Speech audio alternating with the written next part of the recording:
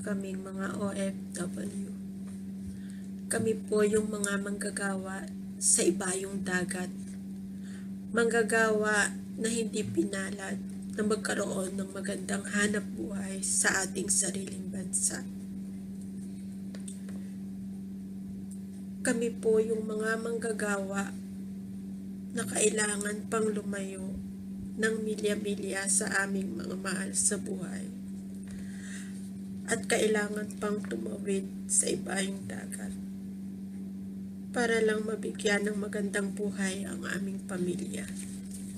Kapalit ng walang kapantay na pag-ungulila at lungkot sa aming mga anak, asawa, magulang, kapatid, kamag-anak at mga kaibigan. Tanging unan lang ang aming yakap-yakap sa aming pagtulog. At kung kami ay magkakaroon ng karamdaman, wala po kaming karamay. Buhay OFW ay pakikipagsapalaran. Walang kasiguraduhan. Minsan pinapalad, minsan po ay hindi. Sa aming pag-alis, ang tanging baon namin ay ang pagmamahal, inspirasyon at pangarap na maiahon ang aming pamilya sa hirap, mabigyan ng magandang edukasyon ng aming mga anak, at makaranas ng konting ginhawa ang aming mga magulang. Pero minsan po, sadyang hindi umaayon ang tadhana sa aming layunin at kagustuhan. At dahil lumalaki at hindi namin magabayan ang aming mga anak, hindi ko po nilalahat. Pero karamihan po ay naliligaw ng landas at hindi nakakapagtapos ng pag-aaral. Wala pong kasiguraduhan na sa aming paglisan, hindi namin alam na yun na pala ang huli naming tawanan. Ang huling yakap at ang huling halik. Napakasakit po sa parte naming mga OFW na isang araw ay makakatanggap ka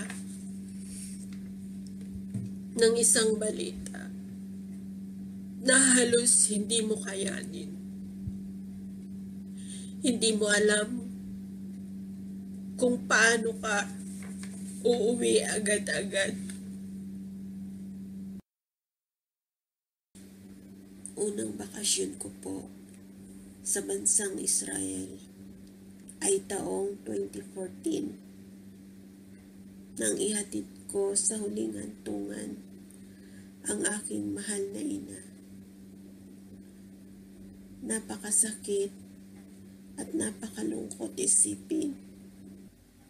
Napakahirap po na sa kanyang pagtanda, hindi ko man lang siya naalagaan hanggang sa kanyang huling hantungan.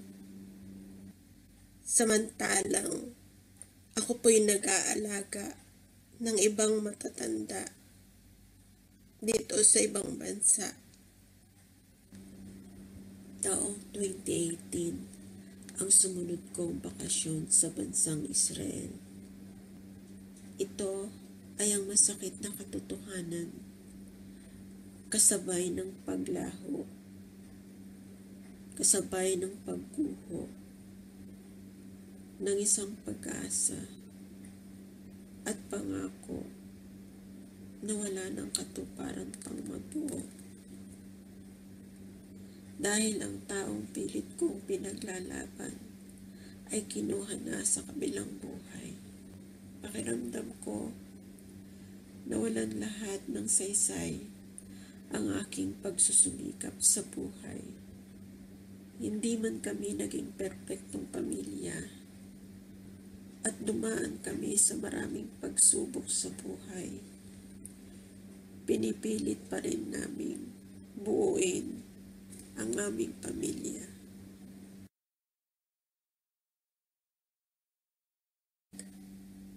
Ngayon ay ika-2 taong anibersaryo ng iyong paglisan. Ngayong wala ka na, tanging ang iyong alaala ang aming inspirasyon. At sa kabila ng lahat ng pagsubok at pasakit, mananatili kaming matatag. Gigising tuwing umaga, kahit hindi naging perpekto ang buhay at hindi ko man natupad lahat ng aking pangarap, kailangan kong ipagpatuloy ang hamon ng buhay kasama ang ating mga apo at mga anak. Keep me in your heart.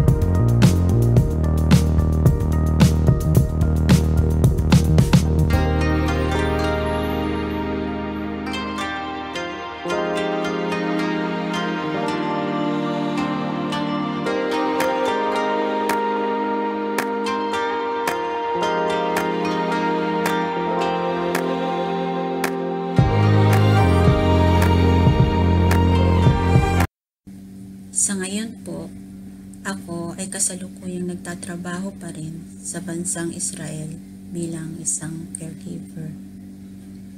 Naubos po ang panahon naming mag-asawa sa pangingibang bansa. Siya ay nagtrabaho sa bansang Saudi Arabia ng 13 taon at ako naman sa bansang Taiwan ng 14 na taon. Kami po ay nalibang sa paghahanap buhay sa ibang bansa. Nakalimutan namin ang aming sarili at iba pang pangangailangan ng aming mga anak.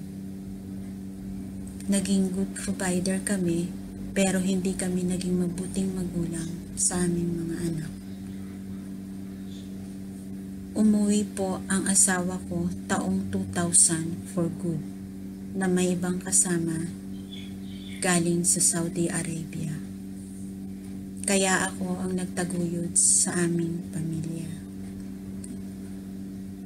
Lumipas ang mahigit na 1 dekada, taong 2011. Ako'y nagpasya na ring umuwi na for good galing sa Taiwan para naman makapiling ko ang aking pamilya.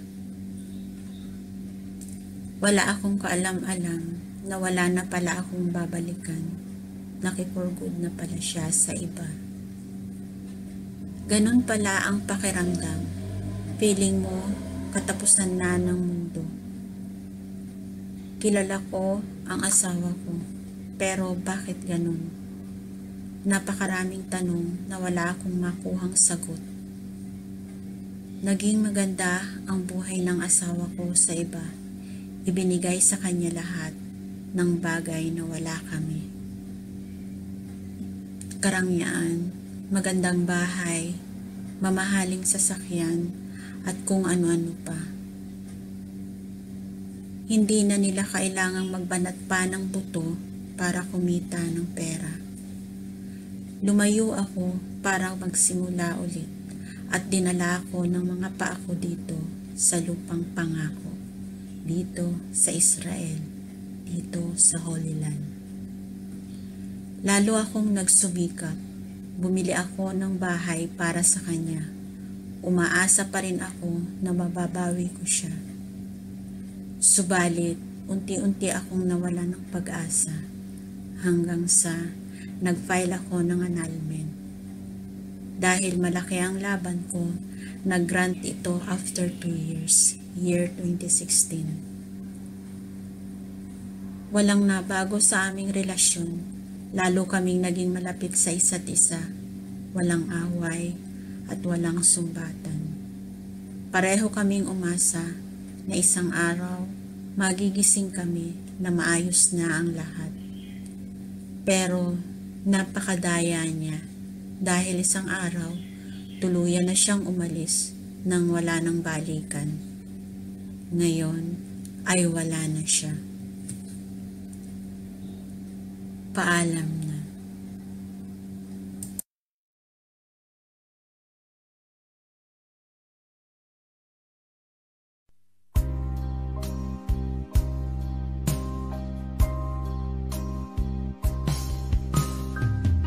If tomorrow starts without me, and I'm not there to see, if the sun should rise and find your eyes all filled with tears for me,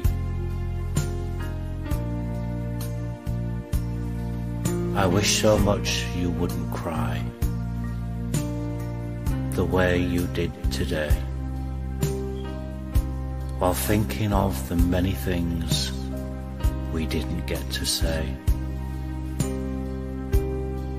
I know how much you love me, as much as I love you. And each time that you think of me, I know you'll miss me too. But when tomorrow starts without me, please try to understand that an angel came and called my name and took me by the hand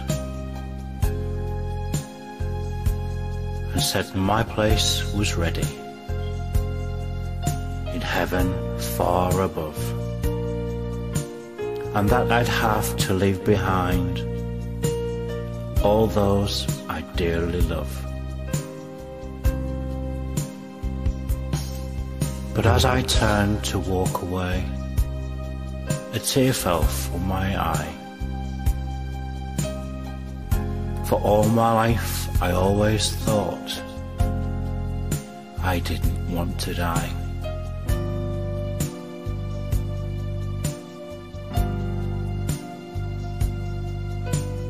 I had so much to live for, so much left yet to do.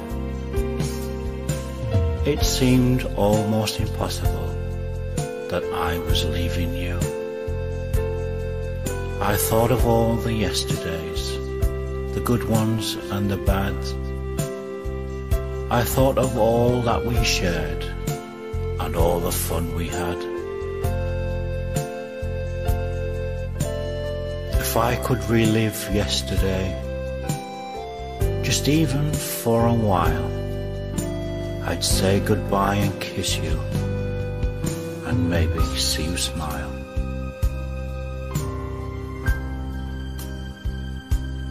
But then I fully realized that this could never be, for emptiness and memories would take the place of me.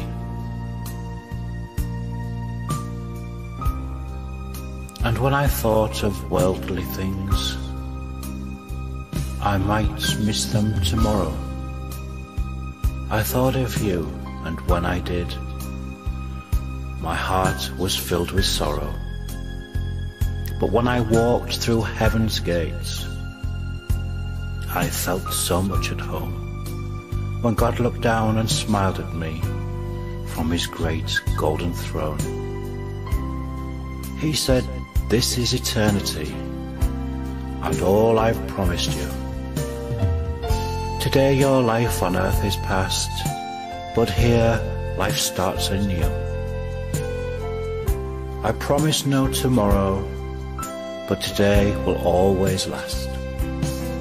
And since each day is the same way, there's no longing for the past. So when tomorrow starts without me, don't think we're far apart.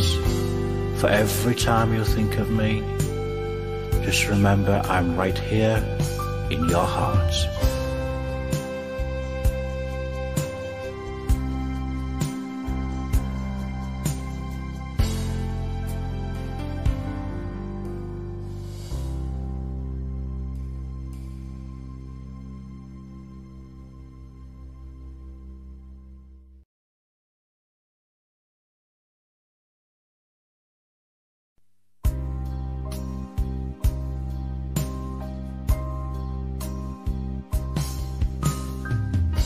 If tomorrow starts without me, and I'm not there to see, if the sun should rise and find your eyes all filled with tears for me,